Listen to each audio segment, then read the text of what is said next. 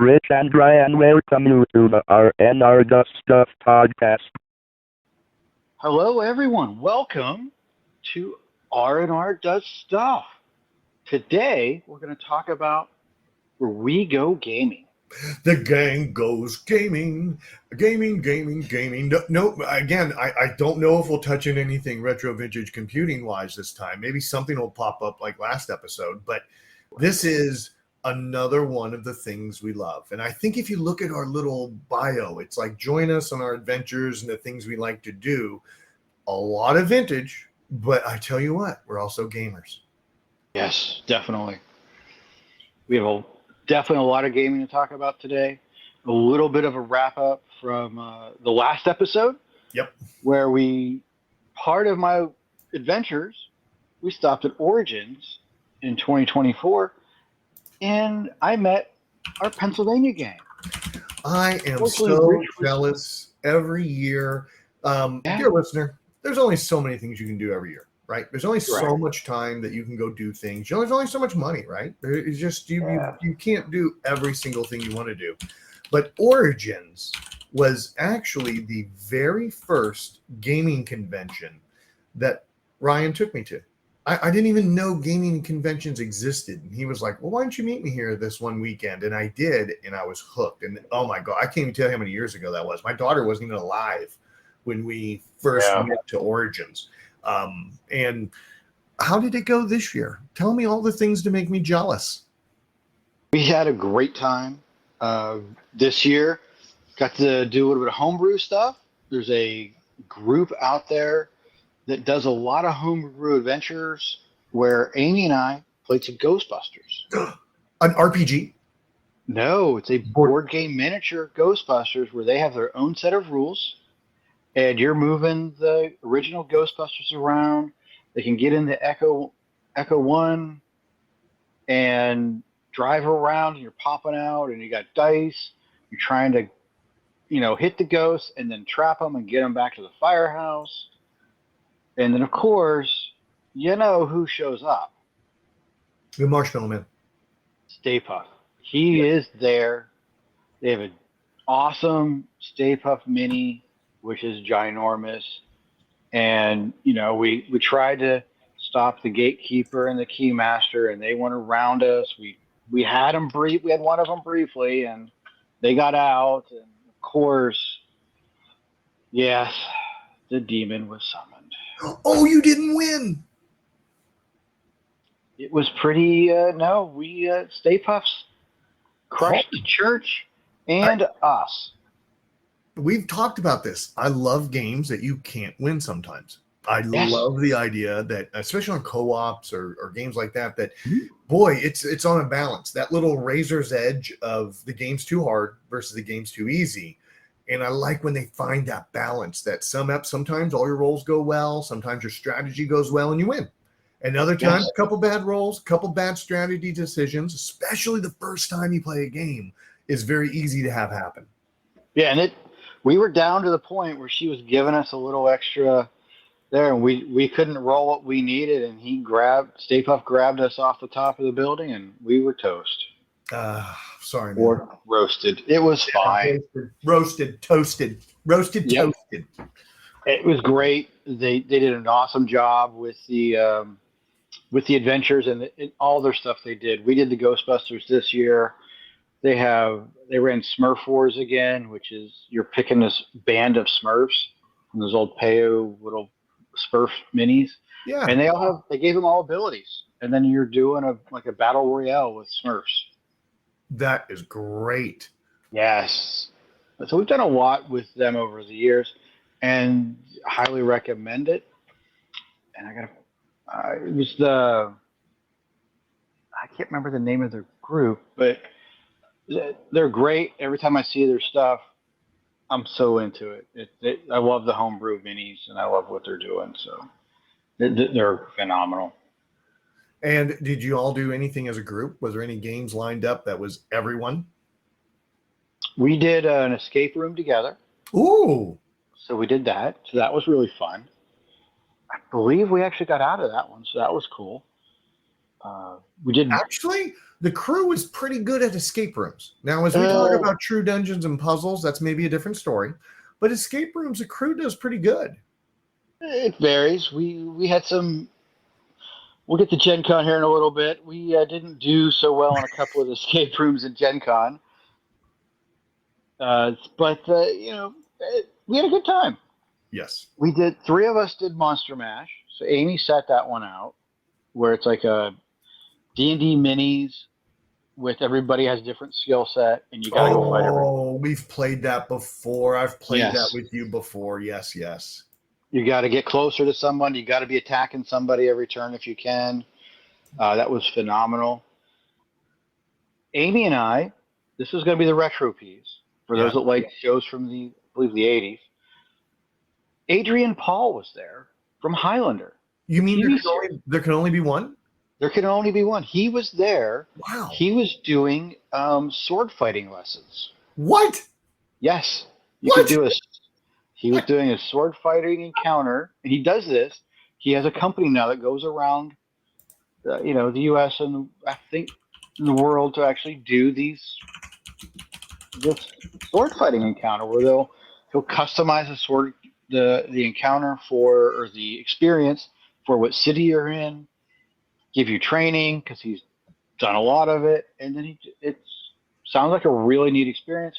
We didn't do the sword fighting experience, but we did see the hour panel that he did. It was really good. It felt more Comic-Con-ish going to see the different people at the panel. So highly recommended that. And now we're actually going to be... Hold on. By the way, Adrian Paul's looking pretty damn good for his age. Yes, he is. He's in shape. I literally was like, how old is Adrian Paul? Because when I was a kid watching Highlander, or a young person watching Highlander, he was a grown adult doing the movie. And so I had to go look this up. I found the posting for Origins on Facebook. Adrian Paul says, hey, come do this, blah, blah, blah. And I see a picture of him. I'm like, holy smokes. I need to look that good when I'm his age. And in reality, he still looks that good, huh? Yes, he does. Apparently he's a vegan. Oh. And works out all the day, and he talked a lot about different health foods and what to eat, what not to eat. A little bit of that at the panel, but a lot about the show, more about the show. Yeah. So great panel discussion. I bet he had so many fun stories. It was great. Unfortunately, there weren't a ton of people there. The panel slot got added late, so I dumb lucked into it. Seeing the actual schedule, it wasn't there when the schedule happened. So that's some of the side effects of Origins organization, but Lisa found it. Amy and I loved it. We signed up for it and we thought it was great. Good. I enjoy those. I like to go to my Doctor Who fest, and I enjoy the panel discussions and they probably tell the same story like all the time, but it's just fun to hear the stories and the behind the scenes, and then the questions that come out of the audience sometimes are surprising. Did they have a little Q&A from audience members? Yeah, I think he spoke for like 10 minutes or so, and then everything else was response to Q&A questions. Oh, that's great. Oh, that's a lot of questions. That's great. Definitely. Great time. The group and I, we got to do Giant King of Tokyo. For those who played the normal King of Tokyo. We had giant dice. We had the giant figurines that were probably chest high. And we're going into Tokyo, we're getting kicked out. There was a total of 6 of us playing, but 4 of us within our group. Had a blast. It was amazing. We're just throwing dice, the big foam dice. They did a really great job. Apparently, when Yellow doesn't do it at conventions anymore, but this is a group that did it for them. So Yellow let them have the stuff that was made, and then they continue to do it through different conventions. And I'm so glad they did, because King of Tokyo is an amazing game, easy, fun game. We still had the cards from the King of Tokyo, like buying things, and then it was just a great stand-up, have a great time. Sometimes we play King of Tokyo online. I can't remember, is it Board Game Arena? Yes. Yeah. So we'll you know, if D&D night isn't working for the crew, they'll end up doing some board game arena, and occasionally I get wind of it and get to join too. And yeah, we'll play some King of Tokyo, and there is definitely some strategy on when you attack, how you attack, all of attacks. What you know, it's a great game, fast game too. Yeah, great. Yeah, it was fun. We just had a lot of fun with it. The people running the game had a lot of fun with it as well. So it was a great. I think it was the last game we played there. We did play a True Dungeon had come back this year to Origins. They did a mini event. Like a 4-room mini event where you just got whatever you opened. Yeah. And had a great time with that. Did that twice. Commando run. They did a commando run. They did a commando run. Wow, that's fun. Yep. They're in the same adventure. They ran it at Gencon this year as well. But they ran the same adventure at Origins. So that's like their little mini, easier to transport, that kind of stuff. Less expensive. Yes. Not as much of a time commitment. Not as much of a token commitment needed to be able to have a pretty solid run would be my comments. Does that sound right? Yeah, 100%. Were they reused any of the puzzles? Did you know them when you walked in? Some stuff looked familiar-ish, but they were different. No, you would see things that are like similar to older ones, but I don't know that I've really seen copies, blatant copy paste. Yeah, I had when I did PAX South and took Sarah for her first True Dungeon. There were a couple puzzles that were almost exactly like the puzzles that I remembered, but they were skewed a little. But I had enough knowledge. I didn't feel I was on my heels. I was like, oh, okay, I know where this is going to go. So I just kind of watched everybody until they needed help or we got it. Perfect. Yeah, they're running this adventure again somewhere in San Antonio here shortly. So it's the one that's been traveling around. So that's pretty cool. That was a great time. I think there was also some really good food there. We had a great. Oh, don't tell me about the food. Don't tell me about the donut place. Well, we did have donuts. Oh. They're no longer right across the street, though. They're a couple miles down. So they're not just. Yeah, they moved. They got their own building, and they're very happy where they are. There's some neat stuff right around them. Dear listener, there's a marketplace that's across from the Columbus Convention Center. And the marketplace is, imagine a big square building, right, that you walk in. And imagine instead of food trucks, everybody has a stall. And the donut folks had a corner stall that would line up, go around the front, around the side, down the next side, down the other side for people lining up to get their donuts. Their success is what pulled them into a new building. Their success is what got them a little further away. That makes me sad, but I'm also super happy for them because holy smokes, what those donuts are like everything good. What are they? They're not like regular donuts. They're yeast donuts, but they had some that were vegan. So that's what it was. Phenomenal. The name of the place is called Destination Donuts. They're still there. There was like a really neat bookstore by them, a radio repair store. Some really cool stuff where they ended up at. So pretty neat. A couple miles down the street. Did you drive? We ended up getting donuts on the way in. Okay. And got some as we left Origins.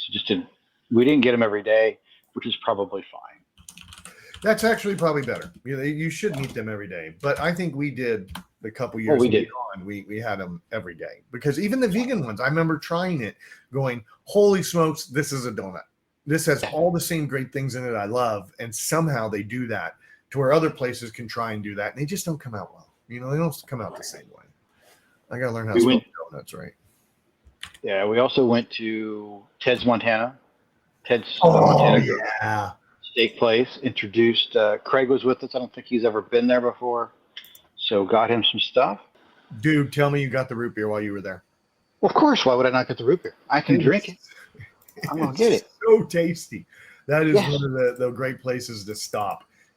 Is Ted's and Ted's Bison Burger. I think you have the Bison Burger. Or do you get the Bison? We all got bison fillets. Okay. So they're all like, what do we get? And you get the bison fillet. You didn't come here not to get the bison. Yeah. That's just what you do. It was amazing. Good stuff. Highly recommend that as well. They're a chain, so they're not a big chain, but everyone I've been to both of them here in DC and there. I've been to a couple other ones as well, and they're just amazing. I did learn there is a Ted's outside of Indianapolis. Oh, I didn't know that. I didn't either. It's not downtown, so we probably never looked at it because it's downtown, right? Right. But there is one on the outskirts of Indianapolis, and I've not been to that one, but that may be on our list at some point. By chance, did they release the numbers? How many people were there? For Origins, Yeah. it was up 10% from last year. It's like high 17,000s. All right, everybody. Remember this number, 17,000. We'll be referencing the Gencon number shortly. Correct. And then we did a barbecue place, and we ordered way too much barbecue. That was a misplay, but I think Larry got a lot of extra barbecue. It's called, I think it's called Barbecue on High. So it's on High Street. Okay. Great barbecue place. It's in they have an old house that was like, one of those historic landmarky house, and they got a kitchen in it, and they're doing barbecue. It's an amazing place. Amy and I found it a couple years ago when we went. We were looking for barbecue in the area, and it's really good. So we took the car and wandered out there and got takeout and took it back to the room. And I think we were eating barbecue for 2 days, and I'm pretty sure Larry took some home. Hey, you can never have enough barbecue coming from a fellow Texan. You can never have enough barbecue. And that's one of our favorite things to do is hit all the barbecue spots. I like to hear about games. I like to hear about food. What about lodging? Where did you get to stay? How convenient was it? That kind of jazz. For most of the convention, we stayed at the Hyatt at the convention center. It's connected right to the convention center. Origins is significantly smaller than Gencon. My favorite place to stay. Yeah, I like the Hyatt. There's now several other connected hotels, though. Oh. There's like a Hilton there now. There's a Hampton Inn is connected. There's a couple that are like connected by hamster tubes right there. The Hyatt's connected in the one corner. I think the Drury's connected on the other side. It always sells out first because it's the cheapest, I believe. So they've actually been building some other hotels. In the parking lot in front of North Market is closed right now as they're building stuff. They're building like a parking garage there. So it made it look like North Market was closed, but it really wasn't. You just had to go around all the construction as they're building a garage there. Wow. That was kind of interesting. Yeah. Did they have the Pride Festival at the same time? I remember those used to seem to line up quite a few of the years I went to Origins. No, they did not, and I'm glad they didn't. All supporting Pride, but having two giant conventions at the same time at the same place is a terrible idea. By the way, it's always good to we don't know who's listening, and those people don't know you as much as I know you. Being at the same time has nothing to do with not being an ally. It has to only so much space. And that was my thing is it was always super busy because the street would get lined and it becomes a big party, right? And let's say gamers like to party too, but not like Pride partying. And by the way, dear listener, I like to party like it's Pride party every day. And so I am one of the heavier gamer partiers. But yes, most gamers, that's a really big party event for them. And so having that all at the same time, we're all on the same sidewalks. We're all trying to share the same street. It's neat to see the parade. Like I remember sitting out there a few times watching it go by. But yeah, it does release trying to get something to eat. It does release trying to have a hotel room. It does release trying to get back to your hotel, not having them coincidentally at the same time. I think that the Pride celebration is another at least 10 to 15,000 people on top of that. It's huge now. It's big. It's grown a lot. Big. It's big. And that might be why they're not on the same weekend. It may now have grown bigger that they're trying to line things up to where they're their own weekend. It makes way more sense to do that. Again, I have no problem with it whatsoever. It was cool going, hey, that's kind of neat. I forgot about that was going on. It's just I'm more concerned about getting a hotel room. Are we going to get how full the restaurant's going to be? That kind of stuff. That's more of what I'm focused on. And it was pretty easy to get a hotel. Like Larry did the VIG thing and ended up getting the hotel in the block earlier, but there were still rooms afterwards. It's not like Gen Con where they sell out like in an hour. They're still around. It's just a smaller convention. Yeah, man, I'm glad you guys had a great time. Jealous I wasn't there. We sent some pictures back and forth, and everyone said, "Miss you, Rich." And it is definitely one of those that, gosh, I know I have another huge Gen Con next year to do with the family. But maybe after that, I'll alternate. One Origins, one Gen Con. One Origins, one Gen Con. Because I know you did some True Dungeon runs. And after Origins, you were number one True Dungeon experienced player in the world. Yes, I was. Mostly because Larry hadn't put his stuff in yet, and some of the other people hadn't. But that's okay. I'm no longer at that place. I think I'm like 6 or something now. I was going to ask after Gen Con, how has it turned out? And going, that might be a good segue. I've come down on the list. Everyone's put all their stuff in finally. So I'm coming out of the adventure and I'm putting my codes in on my phone. Yeah. Just to get ahead of Larry. But it's good. True Dungeon's great. True Dungeon and Gen Con is so much different than True Dungeon and Origins because Gen Con's this year had 2 brand new runs. Mm-hmm. So you got to go do those. They also had a redo of the 4-room run that Origins had. We just didn't do that. We just did the 2 main runs. Yeah, so you got to go to Gen Con to get some of the bigger runs. They say next year that Origins is going to have its own, like a new run to kick off at Origins, and then they used to run full runs at Origins back in the day. It just must not have become profitable for them. I mean, you can't do these things at a loss, right? Right. They must have said, "Hey, we're not making enough money," because you just can't break even. You got to make some money.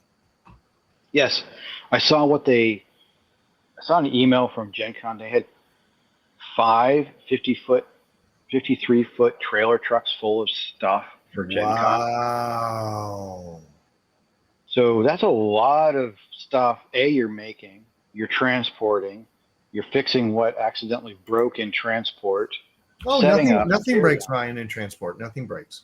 Uh-huh. I won't even ship a monitor. Everything breaks in transport. Correct. Everything breaks. Something's, you're going to ding, whatever. That's a lot of material to be moving around. Yeah.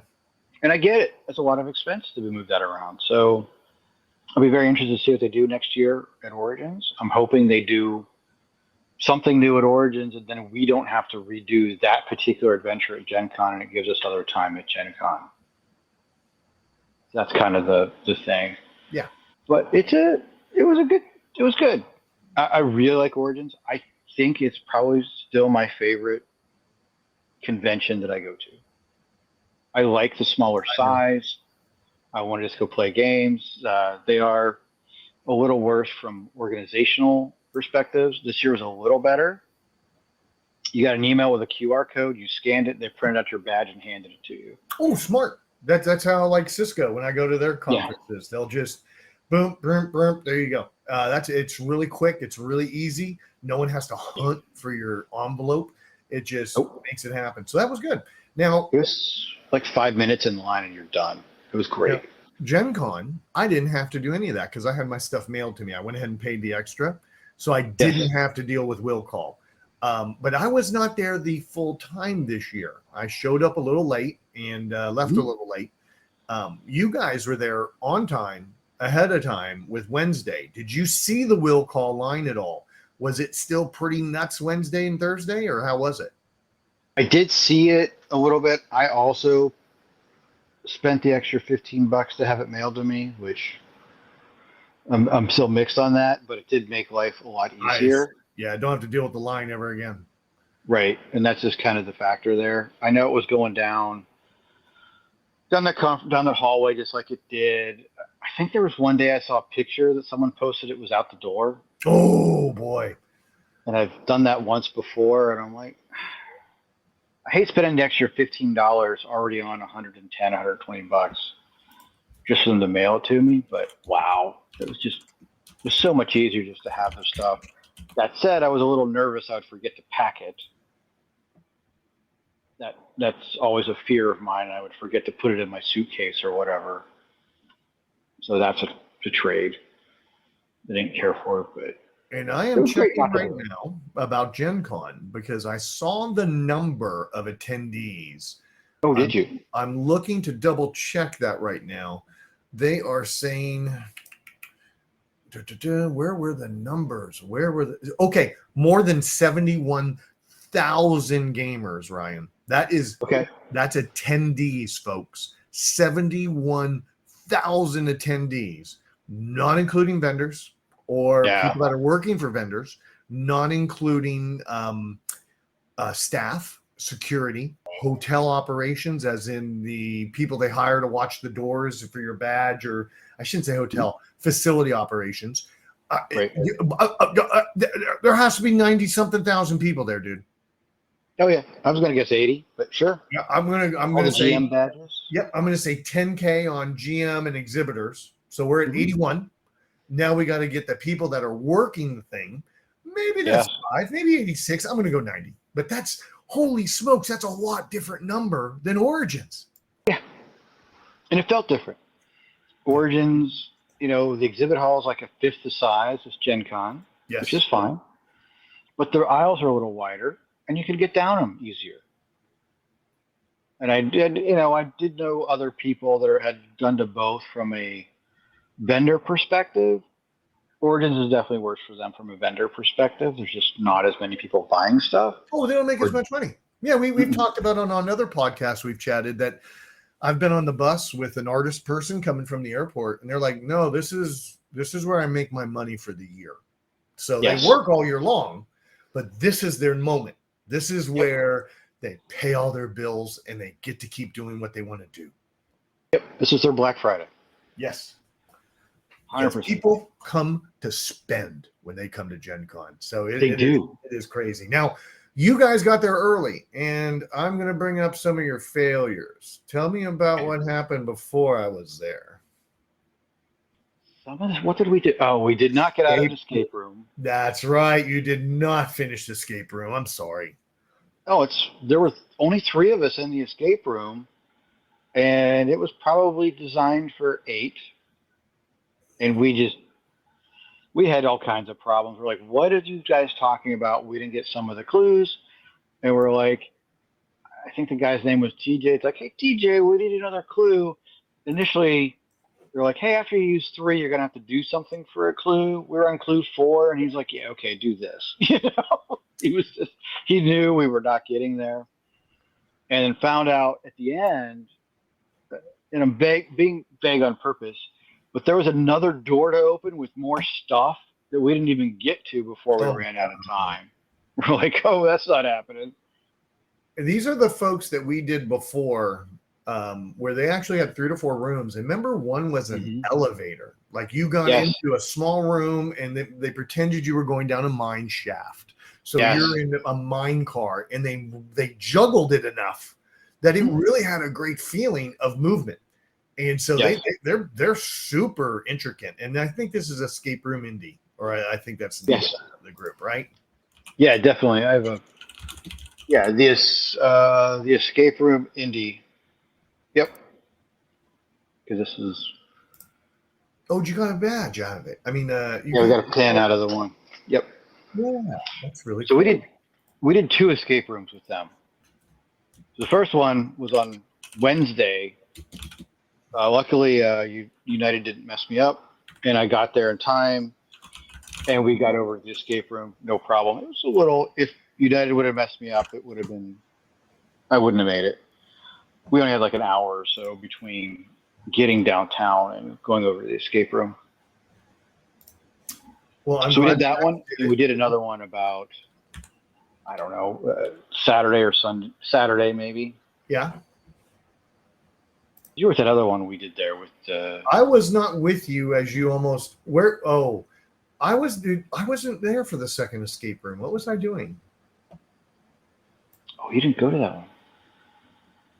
What was I doing? I thought you did.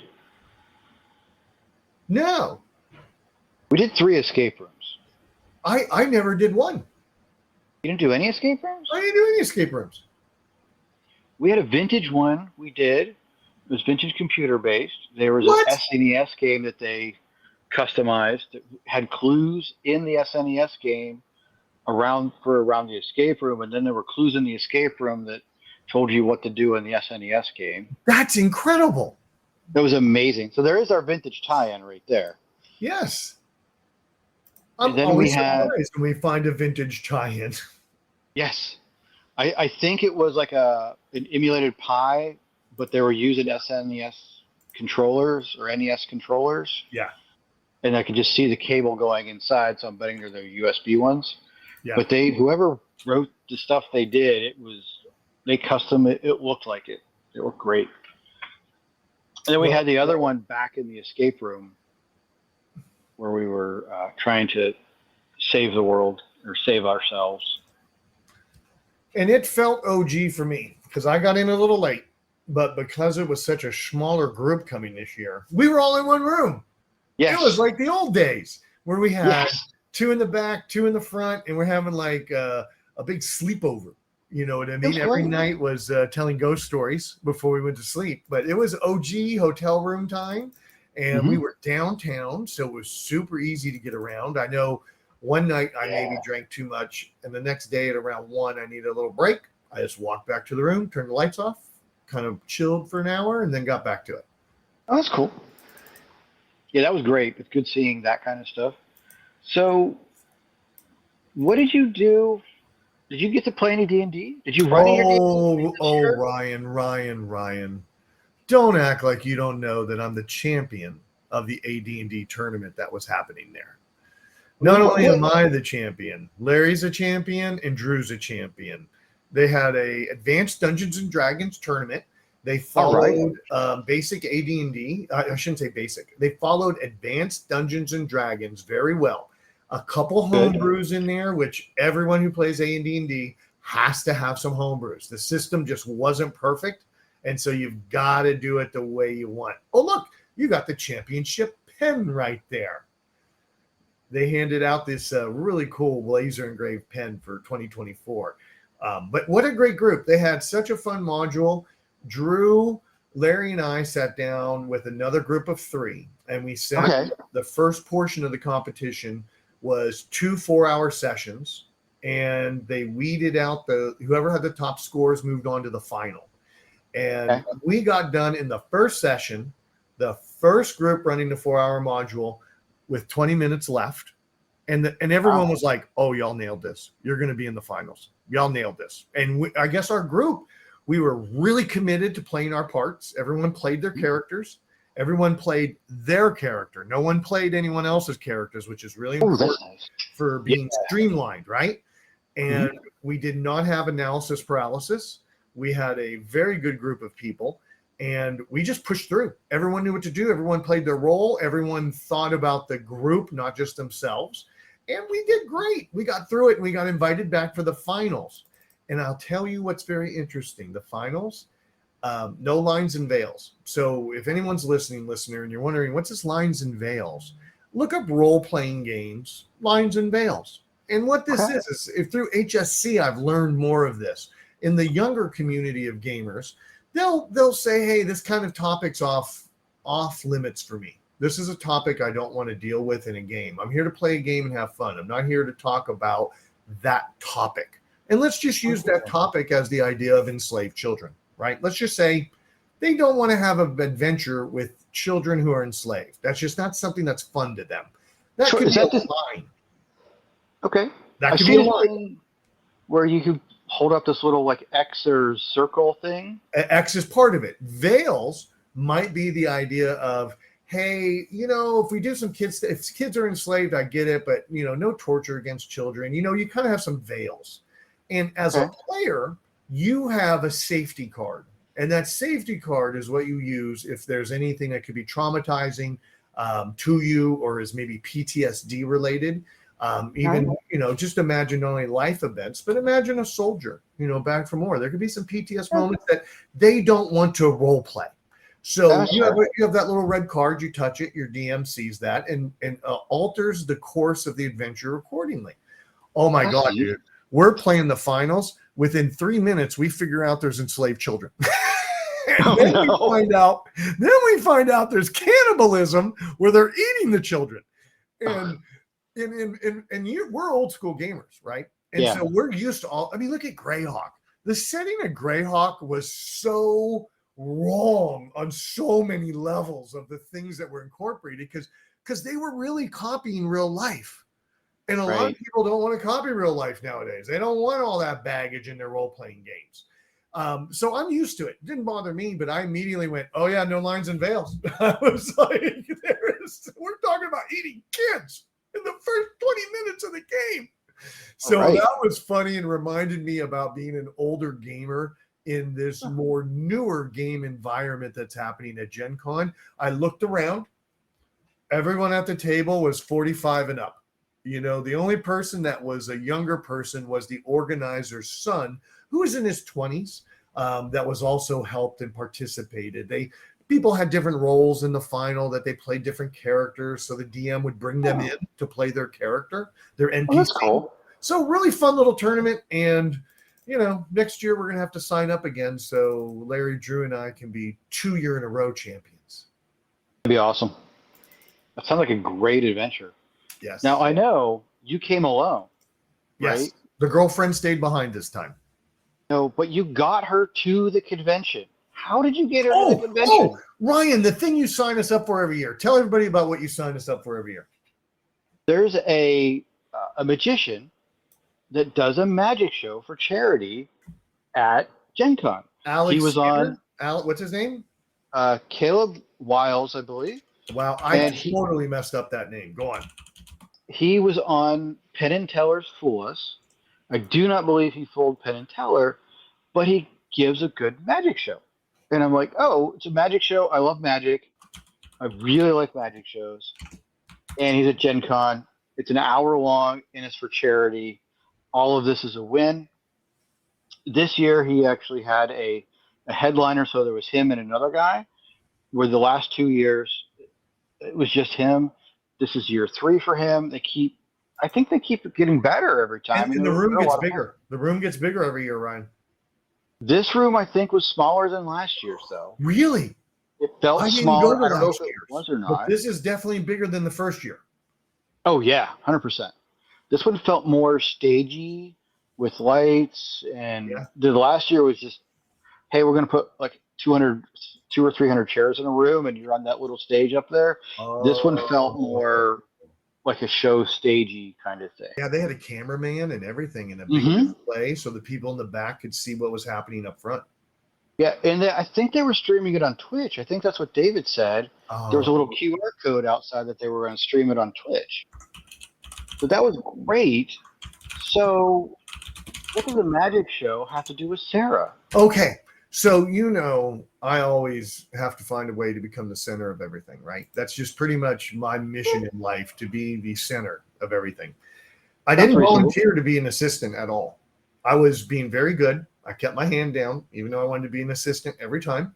But then he goes, we need someone from outside this room to help us. The first person to call, and as soon as they said call, I was already calling on my phone. I had no idea what was happening. They were like something about someone that'll pick up. So I called the girlfriend because I knew she would think, oh my gosh, is everything okay? Because Rich is at Gen Con. He kind of like goes into a bubble of no communication, right?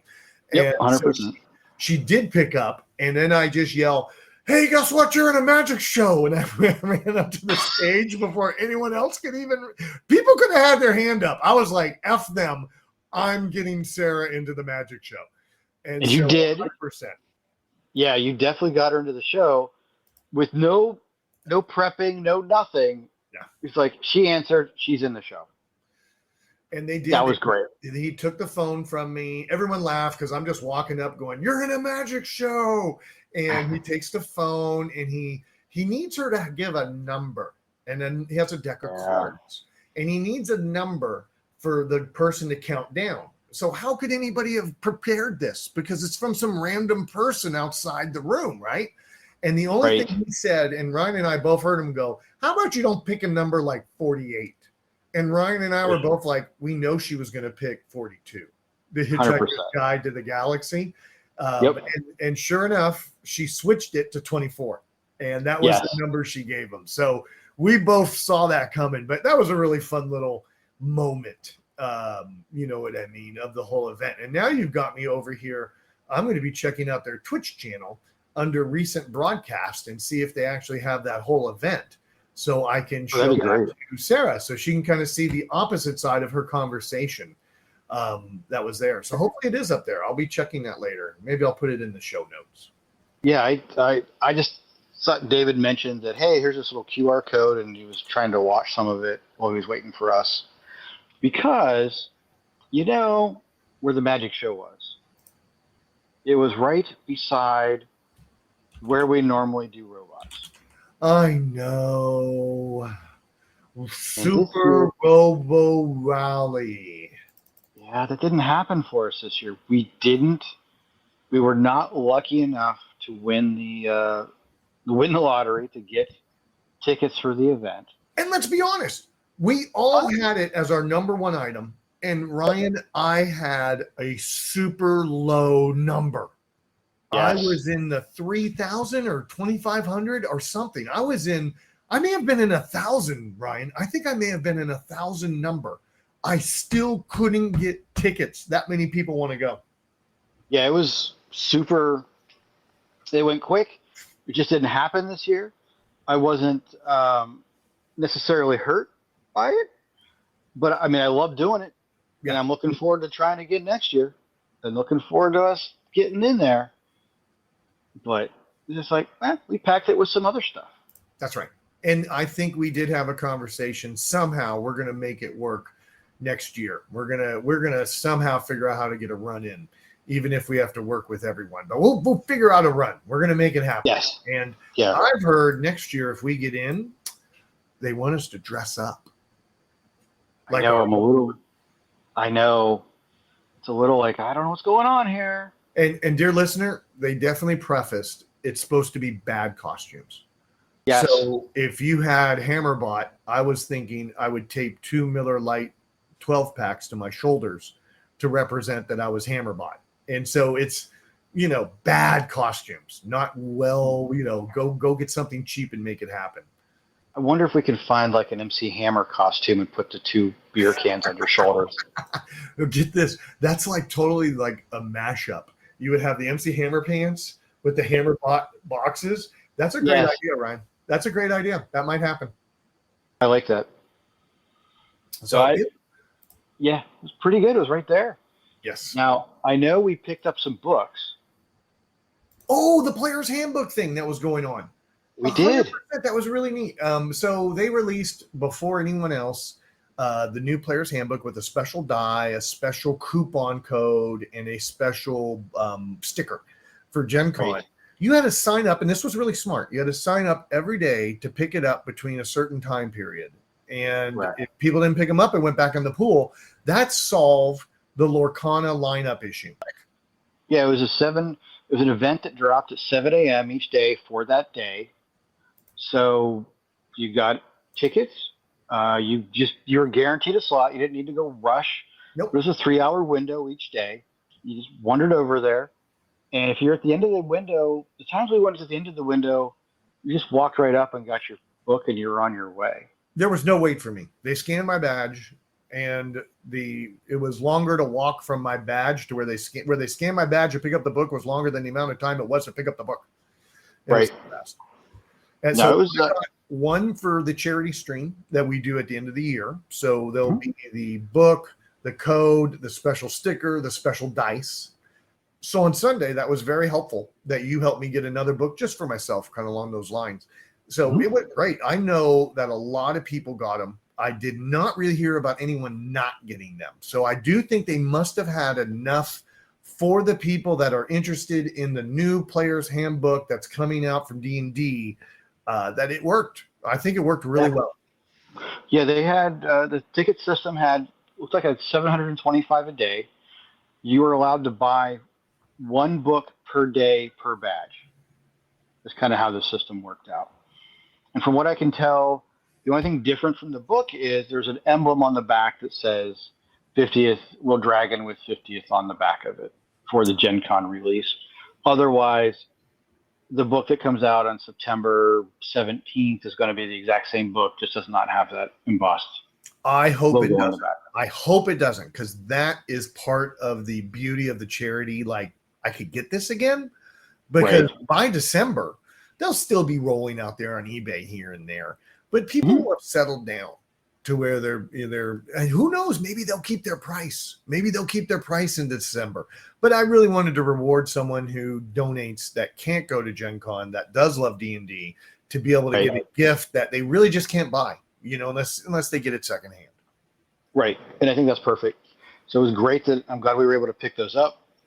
We got the stuff for our guys, our group. And then we have that was the special thing from Gen Con for me as a takeaway. Yeah. I didn't buy a whole lot. No. I picked up 3 things. I got that from the virtual flea market math trade. I got a game from a couple years ago called Runica and the Spellbook of the Six-Sided Dice, which is like a fun game, and an 18-card escape room about penguins. That's all I bought. I'm on the same page. Player handbooks, got 2. Okay. I think I got a pin. I traded pins with Gen Con Amanda. She gave me one of the 750 only staff pins that they gave to staff and said, you have to trade these for someone giving you a pin. So I got a pin, and I was just like, hey, I got a pin. Let's trade. And she goes, well, here's yours. Look what I got for you. And she surprised me. So I was just doing a pin trade, and I ended up with a very limited edition pin for this year that came from Gen Con staff. So that was really cool. That's awesome. Exhibit hall. So I walked the entire thing and realized I'm not playing as many board games. I wish I played the board games I had more. I'm not buying new board games. And I have all the D&D things I need. So I didn't buy anything D&D. But on Sunday, I was walking around and I'd stopped by KODTE earlier, Knights of the Dinner Table booth. I stopped by their booth earlier, got the free comic, chatted with them. And I also got Jolly Blackburn, I think he's the editor-in-chief for the comic, to sign my little dice well that you put your bad dice in. And he makes them and sells them on Etsy. Larry had bought me one year, so I got him to signature it. You know how I like that from the VCFs? I started getting signatures on weird things. So he definitely did that.